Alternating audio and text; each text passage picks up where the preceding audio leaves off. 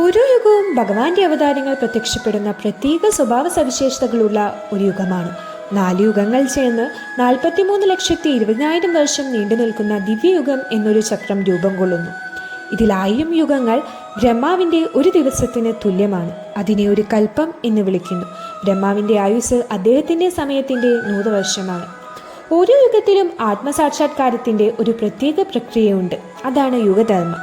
സത്യയുഗം, കൃതയുഗമെന്നും അറിയപ്പെടുന്നു. ഈ യുഗം 17,28,000 വർഷം നീണ്ടു നിൽക്കുന്നു.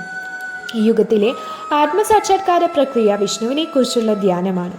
ഈ യുഗത്തിൽ ഭൂരിഭാഗം ജനങ്ങളും സദ്ഗുണത്തിലാണ് സ്ഥിതി ചെയ്യുന്നത്. യുഗത്തിന്റെ തുടക്കത്തിലെ ശരാശരി ആയുസ് 1,00,000 വർഷമാണ്.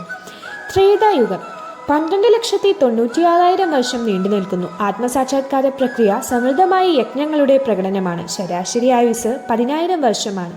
സത്യയുഗമായി താരതമ്യപ്പെടുത്തുമ്പോൾ ദൈവിക ഗുണങ്ങൾ 4/1 കുറയുന്നു. ഈ യുഗത്തിലാണ് വർണ്ണാശ്രമധർമ്മം അവതരിപ്പിക്കുന്നത്. ദ്വാപരയുഗം 8,64,000 വർഷം നീണ്ടു നിൽക്കുന്നു. ആത്മസാക്ഷാത്കാര പ്രക്രിയ ക്ഷേത്രങ്ങളെ ദേവതകളെ ആരാധിക്കുന്നതാണ്. ദൈവിക ഗുണങ്ങൾ ഇപ്പോൾ 50% കുറയുന്നു. ശരാശരി ആയുസ് 1000 വർഷം.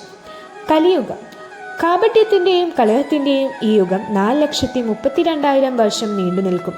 കലിയുഗം ആരംഭിക്കുന്നതിന് തൊട്ടുമുന്ന് ഭഗവാൻ കൃഷ്ണൻ യഥാർത്ഥ അദൃശ്യ രൂപത്തിൽ പ്രത്യക്ഷപ്പെട്ടു. ആത്മസാക്ഷാത്കാര പ്രക്രിയ ഹരിനാമ സങ്കീർത്തനമാണ്. ഭഗവാന്റെ ആ വിശുദ്ധ നാമങ്ങളുടെ ജപം.